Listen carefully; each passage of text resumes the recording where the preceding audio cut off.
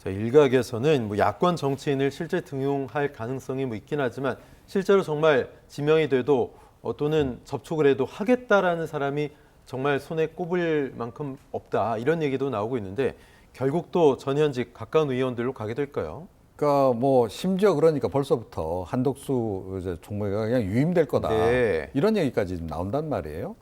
그러니까 사실은 지금 뭐 윤석열 대통령이 이번 이제 총선에서 참패하게 되면 레임덕 거의 확실하고요. 그것도 아주 빨리 올 겁니다. 심지어 이제 대두덕 될 거다라는 얘기까지 예, 나오고 예. 있잖아요.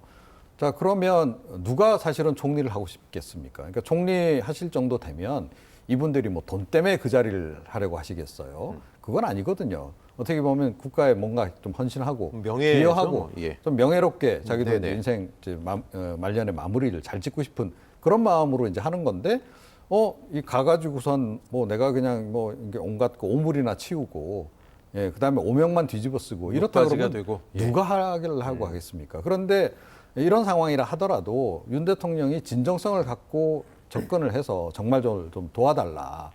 그리고 나를 도와달라는 게 아니고 이 나라를 위해서 꼭 필요한 분이시니 제발 좀 와서 일해주세요 하면 누가 안 응하겠습니까?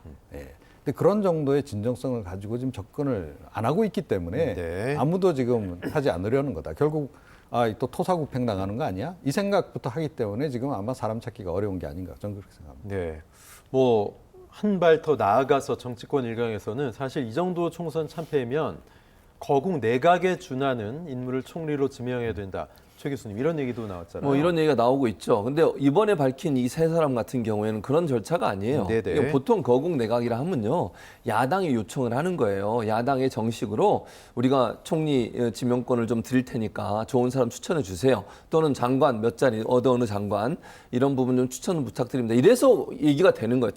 당과 대통령실 간의 협상과 협의를 통해 이루어지는 것이지 자기들이 누구를 찍어가지고 누구누구 오세요. 이분들이 진보 네네. 진영이 있었고 문정부에서 일했고 이랬으니까 거국 내각이다. 이건 말이 안 되는 거예요. 그냥 본인들이 하고 싶은 얘기를 하는 거예요. 그러니까 거국 내각에 준하는 총리 인준이라 하면요, 민주당한테 정중히 요청을 해야 돼요. 민주당에서 좋은 분 추천해 주시면 저희가 그분 총리로, 그리고 본인은 예컨대 이렇게 결정이 돼야 되겠죠. 대통령은 외교, 국방, 안보만 하게 할 테니까 네네. 내치는 총리 가십시오. 라든지 예를 들면 어느 정도 권력의 분산이 필요하지 않겠습니까? 분권이 필요하고 그래야 거국 내각이라는 의미가 가능한 거지. 본인들이 뭐 원하는 대로 본인들이 얘기한 대로 다 할 사람 같은 사람을 예전에 야당에 있었다고 예전에 민주당 출신이라고 해서 데려온다 네네. 한들 그게 무슨 거국 내각의 의미가 있겠습니까? 그리고 그렇게 하지 않으면 어느 누구도 민주당 인사는 이런 사람이 가기가 어려워요. 가서 괜히 욕만 먹어요. 가서 지금 윤석열 대통령의 기조라는 게 바뀔 가능성이 낮잖아요.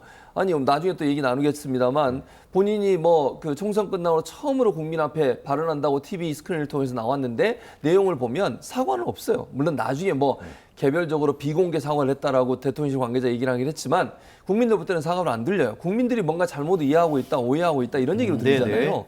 이런 상황에서 누가 총리로 가든 그 총리는 사실은 윤석열 대통령의 비판을 대신 받는 역할 이상의 역할을 하기 어렵다 이렇게 보여집니다.